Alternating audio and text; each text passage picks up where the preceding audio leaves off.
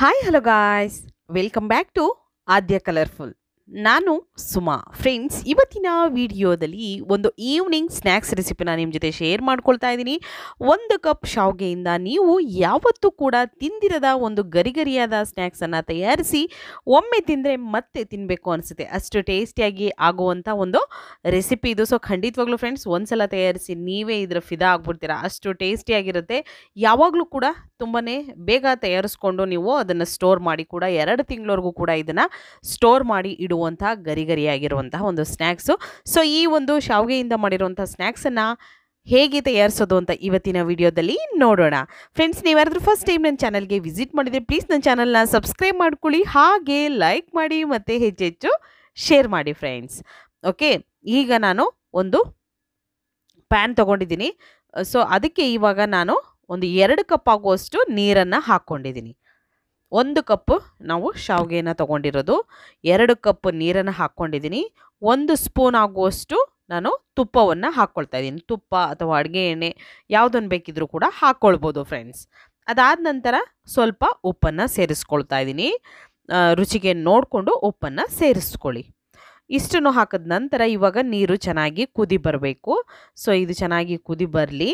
ಉಪ್ಪು, ಎಣ್ಣೆ ಮತ್ತು ನೀರು 3 ಕೂಡ ಚೆನ್ನಾಗಿ ಮಿಕ್ಸ್ ಆಗಬೇಕು. ನೋಡಿ, ಈ ರೀತಿಯಾಗಿ ಕುದಿ ಬರಬೇಕು ನೀರು. ಈಗ ಕುದಿ ಬಂದಿದೆ.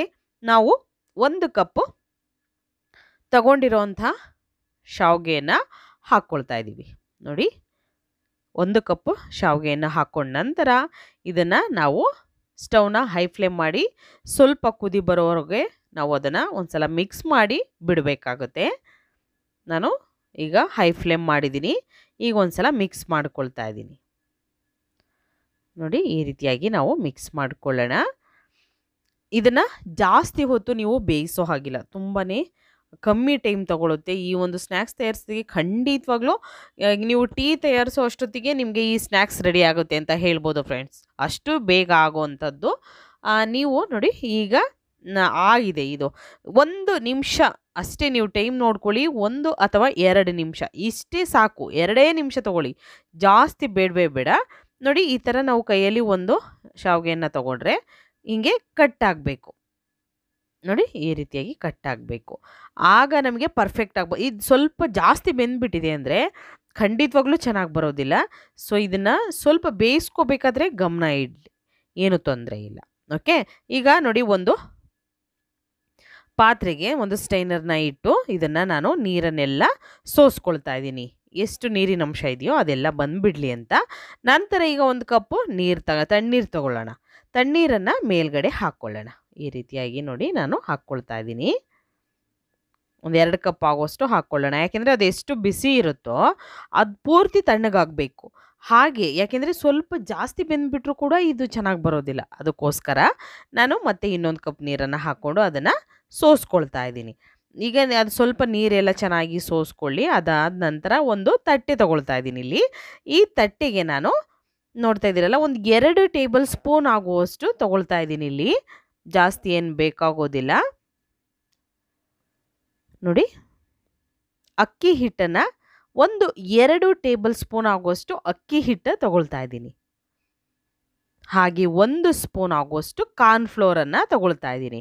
ಮೆಕ್ಕೆಜೋಳದ ಹಿಟ್ಟು ಕಾರ್ನ್ಫ್ಲೋರ್ ಅದನ್ನು ತೊಗೊಳ್ತಾ ಇದ್ದೀನಿ. 1 ಟೇಬಲ್ ಸ್ಪೂನ್ ಆಗುವಷ್ಟು, 2 ಟೇಬಲ್ ಸ್ಪೂನ್ ಆಗುವಷ್ಟು ನಾನು ಅಕ್ಕಿ ಹಿಟ್ಟು, ಹಾಗೆ 1 tablespoon cornflour, 1 tablespoon ಮೈದಾ ಹಿಟ್ಟನ್ನು ತೊಗೊಂಡಿದ್ದೀನಿ. ನಂತರ ರುಚಿಗೆ ತಕ್ಕಷ್ಟು ಉಪ್ಪನ್ನು ಹಾಕ್ಕೊಳ್ಳೋಣ. ಉಪ್ಪು ಸ್ವಲ್ಪ ನೋಡಿಕೊಂಡೇ ಉಪಯೋಗಿಸಿ, ಜಾಸ್ತಿ ಆದರೆ ಖಂಡಿತವಾಗ್ಲೂ ಟೇಸ್ಟ್ ಹೊರಟೋಗುತ್ತೆ. ಈಗ ಇದಕ್ಕೆ ನಾನು ಅಚ್ಕಾರದ ಪುಡಿಯನ್ನು ಹಾಕ್ಕೊಳ್ತಾ ಇದ್ದೀನಿ. 1 ಸ್ಪೂನ್ ಆಗುವಷ್ಟು ಕಾಶ್ಮೀರ್ ರೆಡ್ ಚಿಲ್ಲಿ ಪೌಡರ್ನ ಹಾಕ್ಕೊಳ್ತಾ ಇದ್ದೀನಿ ಫ್ರೆಂಡ್ಸ್. ಓಕೆ, ಖಾರಕ್ಕೆ ನಿಮಗೆ ಎಷ್ಟು ಬೇಕೋ ಅಷ್ಟು ನೋಡಿಕೊಂಡು ಉಪಯೋಗಿಸಿ. ಹಾಗೆ ಇದಕ್ಕೆ ಸ್ವಲ್ಪ ಗರಂ ಮಸಾಲವನ್ನು ಹಾಕ್ಕೊಳ್ತಾ ಇದ್ದೀನಿ.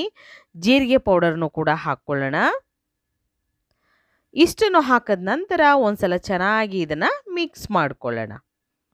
ನೋಡಿ, ಈ ರೀತಿಯಾಗಿ ನಾನು ಮಿಕ್ಸ್ ಮಾಡ್ಕೊಳ್ತಾ ಇದ್ದೀನಿ ನೀಟಾಗಿ.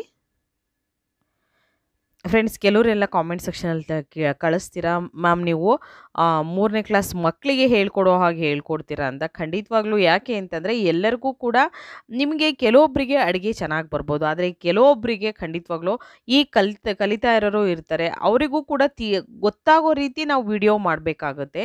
ಸುಮ್ಮನೆ ಹೇಗೋ ಮನಸ್ಸಿಗೆ ಬಂದಂಗೆ ಮಾಡ್ಕೊಂಡು ಹೋಗಬಾರ್ದು ಅನ್ನೋ ಲೆಕ್ಕಕ್ಕೆ ನಾನು ನೀಟಾಗಿ ಎಕ್ಸ್ಪ್ಲೈನ್ ಮಾಡ್ತೀನಿ. ಖಂಡಿತ ತಿಳ್ಕೊಂಡಿರೋರು ಪರವಾಗಿಲ್ಲ, ತಿಳಿದಲೇ ಇರೋರು ನೀಟಾಗಿ ತಿಳ್ಕೊಳ್ಳಿ ಮತ್ತು ಕಲ್ತ್ಕೊಳ್ಳಿ ಅನ್ನೋದಕ್ಕೋಸ್ಕರ. ಓಕೆ, ಈಗ ನೀಟಾಗಿ ನಾನು ಹಿಟ್ಟನ್ನೆಲ್ಲ ಮಿಕ್ಸ್ ಮಾಡಿದ್ದೀನಿ. ಅದಾದ ನಂತರ ಶಾವಿಗೆಯನ್ನು ನಾವು ಈಗ ಬೇಯಿಸಿರೋಂಥ ಶಾವಿಗೆ ಇದೆಯಲ್ಲ ಅದನ್ನು ಹಾಕ್ಕೊಂಡಿದ್ದೀನಿ. ನೋಡಿ ಎಲ್ಲದನ್ನು ಕೂಡ ಹಾಕಿ ಚೆನ್ನಾಗಿ ಇದನ್ನು ನಾವು ಜಾಸ್ತಿ ಪ್ರೆಸ್ ಮಾಡಿ ಇದನ್ನು ಮಿಕ್ಸ್ ಮಾಡಬಾರ್ದು. ನೋಡಿ ಎಷ್ಟು ನಿಧಾನವಾಗಿ ನಾನು ತೊಗೊಂಡು ಇದನ್ನು ಮಿಕ್ಸ್ ಮಾಡ್ಕೊಳ್ತಿದ್ದೀನಲ್ಲ, ಈ ರೀತಿಯಾಗಿ ಮಿಕ್ಸ್ ಮಾಡ್ಕೋಬೇಕು. ಹೀಗೆ ಮಿಕ್ಸ್ ಮಾಡ್ಕೋಬೇಕು. ಸೊ ತಿಳ್ಕೊಂಡಿರೋರು ಖಂಡಿತವಾಗ್ಲೂ ಪರವಾಗಿಲ್ಲ, ಏನು ತೊಂದರೆ ಇಲ್ಲ, ತಿಳ್ಕೊಂಡಿದ್ದೀರಿ ಅಂತ ಖುಷಿ ಪಡ್ತೀನಿ ನಾನು. ತಿಳಿದಲೇ ಇರೋರಿಗೆ ತಿಳಿಸೋಕ್ಕೆ ನಾನು ವಿಡಿಯೋನ ಮಾಡ್ತಾ ಇರೋದು. ದಯವಿಟ್ಟು ಯಾರೂ ಕೂಡ ಆ ಥರ ಕಾಮೆಂಟನ್ನು ಮಾಡಬೇಡಿ, ಏಕೆಂದರೆ ಎಲ್ಲರಿಗೂ ಕೂಡ ಅರ್ಥ ಆಗಲಿ ಅನ್ನೋದಕ್ಕೋಸ್ಕರನೇ ನಾನು ವಿಡಿಯೋನ ಶೇರ್ ಮಾಡೋದು. ಓಕೆ, ನನ್ನ ವಿಡಿಯೋನ ನೋಡಿ ನೀವು ಕೂಡ ಮನೆಯಲ್ಲಿ ತಯಾರಿಸಿದಾಗ ಪರ್ಫೆಕ್ಟಾಗಿ ನಿಮಗೂ ಕೂಡ ರೆಸಿಪಿ ಬರಬೇಕು ಅನ್ನೋದು ನನ್ನ ಒಂದು ಕಾನ್ಸೆಪ್ಟು. ಸೊ ಅದಕ್ಕೋಸ್ಕರ. ಓಕೆ, ಈಗ ನೋಡಿ ಚೆನ್ನಾಗಿ ಶಾವಿಗೆನ ಮಿಕ್ಸ್ ಮಾಡಿದ್ದೀನಿ. ಮಿಕ್ಸ್ ಮಾಡಿದ ನಂತರ ಎಣ್ಣೆ ಆಲ್ರೆಡಿ ಬಿಸಿಗಿಟ್ಟಿದ್ದೀನಿ ಫ್ರೆಂಡ್ಸ್. ಸ್ವಲ್ಪ ಬಿಸಿ ಆಗಿದೆ. ಇವಾಗ ನಾವು ಇದನ್ನು ಹಾಕ್ಕೊಳ್ಳೋಣ. ನಿಧಾನವಾಗಿ ಹಾಕ್ಕೊಳ್ಳಿ, ಸ್ಟವ್ನ ಹೈ ಫ್ಲೇಮ್ ಮಾಡಬೇಡಿ, ಲೋ ಫ್ಲೇಮ್ ಮಾಡಿಕೊಂಡು ಹಾಕ್ಕೊಳ್ಳಿ ಫ್ರೆಂಡ್ಸ್. ಯಾಕೆಂದರೆ ಹೈ ಫ್ಲೇಮ್ ಮಾಡಿದ್ರೆ ಎಣ್ಣೆ ಬೇಗನೆ ಮೇಲೆ ಉಕ್ಕಿ ಬಂದುಬಿಡುತ್ತೆ. ಅದಕ್ಕೋಸ್ಕರ ಸ್ಟವ್ನ ಲೋ ಫ್ಲೇಮ್ ಇಟ್ಕೊಂಡು ಇವಾಗ ನೀವು ಹಾಕ್ಕೊಳ್ಬೇಕು. ಈ ಸ್ನ್ಯಾಕ್ಸನ್ನು ಹಾಕಿ ನಂತರ 1 ಸೆಕೆಂಡ್ ಅಥವಾ 2 ಸೆಕೆಂಡಿಗೆ ಈ ರೀತಿಯಾಗಿ ನಿಮಗೆ ಬರುತ್ತೆ, ಬಬಲ್ಸ್ ಎಲ್ಲ ಕಮ್ಮಿ ಆಗುತ್ತೆ, ಈ ರೀತಿ ಫ್ರೈ ಆಗ್ತಾ ಇರುತ್ತೆ. ಸೊ ಸ್ವಲ್ಪ ಕಲರ್ ಚೇಂಜ್ ಆಗಲಿ, ಇದು ಗೋಲ್ಡನ್ ಕಲರ್ ಬರುತ್ತೆ, ಅಲ್ಲಿವರೆಗೂ ಇದನ್ನು ಫ್ರೈ ಮಾಡ್ಕೋಬೇಕಾಗುತ್ತೆ ನಾವು. ನೋಡಿ ಈ ರೀತಿಯಾಗಿ ನಮಗೆ ಕಲರ್ ಚೇಂಜ್ ಆಗಬೇಕು. ಆಗ ನಿಧಾನವಾಗಿ ಒಂದು ಟಿಶ್ಯೂ ಮೇಲೆ ತೆಗೆದಿಟ್ಕೊಳ್ಳೋಣ. ತುಂಬಾ ಈಸಿಯಾಗಿ ಮಾಡ್ಕೋಬೋದು. ನೋಡಿ ಖಾರ ಮಾಡೋದಕ್ಕೆ ಖಂಡಿತವಾಗ್ಲೂ ಕಡಲೆ ಹಿಟ್ಟು ಬೇಕು, ಅಕ್ಕಿ ಹಿಟ್ಟು ಬೇಕು, ಅದು ಬೇಕು, ಇದು ಬೇಕು, ತುಂಬಾ ಪ್ರೊಸೀಜರ್ ಇದೆ ಅಲ್ವಾ. ಆದರೆ ಇದು ಶಾವಿಗೆ ಇರುತ್ತೆ ಮನೆಯಲ್ಲಿ, ಖಂಡಿತವಾಗ್ಲೂ ಪಾಯಸಕ್ಕೆ ಅಂತ ತಂದಿರ್ತೀರ, ಪಾಯಸನೂ ಮಾಡ್ಕೋಬೋದು, ಜೊತೆಗೆ ಈ ರೀತಿ ಖಾರನೂ ಕೂಡ ನೀವು ಮಾಡ್ಕೋಬೋದು. ತುಂಬಾ ಟೇಸ್ಟಿಯಾಗಿ ಆಗುವಂಥ ಒಂದು ಸ್ನ್ಯಾಕ್ಸ್ ಇದು.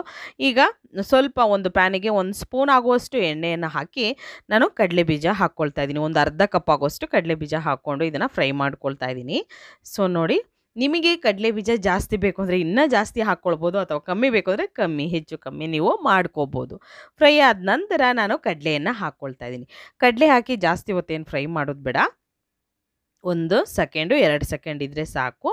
ಅದಾದ ನಂತರ ನಾವು ಒಂದು ಬೆಳ್ಳುಳ್ಳಿಯನ್ನು ಚಚ್ಚಿ ಇದಕ್ಕೆ ಹಾಕ್ಕೊಳ್ತಾ ಇದ್ದೀನಿ. ಬೆಳ್ಳುಳ್ಳಿ ಇಷ್ಟಪಡಲ್ಲ ಅನ್ನೋರು ಸ್ಕಿಪ್ ಮಾಡಿ, ಏನು ತೊಂದರೆ ಇಲ್ಲ. ಬೆಳ್ಳುಳ್ಳಿ ಮತ್ತು ಕರಿಬೇವನ್ನು ಹಾಕ್ಕೊಳ್ತಾ ಇದ್ದೀನಿ.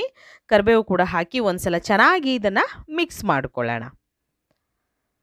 ನೋಡಿ ಈ ರೀತಿಯಾಗಿ ನಾನು ಮಿಕ್ಸ್ ಮಾಡ್ಕೋಬೇಕಾಗುತ್ತೆ. ಹೀಗೆ ಮಿಕ್ಸ್ ಮಾಡಿದ ನಂತರ ಇವಾಗ ನಾವು ಶಾವಿಗೆಯಿಂದ ಮಾಡಿರೋಂಥ ಖಾರ ರೆಡಿಯಾಗಿದೆ. ಇದಕ್ಕೆ ನಾವಿವಾಗ ಒಗ್ಗರಣೆ ಮಾಡಿರೋಂಥ ಕಡಲೆ ಬೀಜ, ಕಡಲೆ ಮತ್ತು ಬೆಳ್ಳುಳ್ಳಿ ಹಾಗೆ ಕರಿಬೇವು ಇಷ್ಟನ್ನು ಕೂಡ ಹಾಕ್ಕೊಂಡಿದ್ದೀನಿ. ಹಾಕಿ ಇದನ್ನು ಚೆನ್ನಾಗಿ ಮಿಕ್ಸ್ ಮಾಡ್ಕೊಳ್ಳೋಕ್ಕಿಂತ ಮುಂಚೆ ಇದಕ್ಕೆ ಸ್ವಲ್ಪ ಉಪ್ಪನ್ನು ಸೇರಿಸ್ಕೊಳ್ಳೋಣ. ಹಾಗೆ ಇದಕ್ಕೆ ನಿಮಗೆ ಸ್ವಲ್ಪ ಸ್ವೀಟ್ ಏನಾದರೂ ಬೇಕು ಅಂದರೆ ಸಕ್ಕರೆ ಪೌಡರ್ನು ಕೂಡ 1 ಸ್ಪೂನ್ ಹಾಕ್ಕೊಳ್ಬೋದು. ನನಗೆ ಖಾರವಾಗಿರಲಿ ಅಂತ ನಾನು ಅಚ್ಕಾರದ ಪುಡಿಯನ್ನು ಹಾಕ್ಕೊಳ್ತಾ ಇದ್ದೀನಿ. ಇಷ್ಟನ್ನು ಹಾಕಿ ನಂತರ ಚೆನ್ನಾಗಿ ಮಿಕ್ಸ್ ಮಾಡ್ಕೊಳ್ಳೋಣ ಫ್ರೆಂಡ್ಸ್. ತುಂಬಾ ಈಸಿಯಾಗಿ ಟೇಸ್ಟಿಯಾಗಿ ಆಗುವಂಥ ಗರಿಗರಿಯಾಗಿರುವಂಥ ಶಾವಿಗೆಯಿಂದ ಮಾಡಿರುವಂಥ ನೀವು ಯಾವತ್ತೂ ಕೂಡ ತಿಂದಿರದ ಒಂದು ಸ್ನ್ಯಾಕ್ಸ್ ರೆಡಿಯಾಗಿದೆ. ಇದನ್ನು ಸರ್ವ್ ಮಾಡ್ಕೊಳ್ತೀನಿ.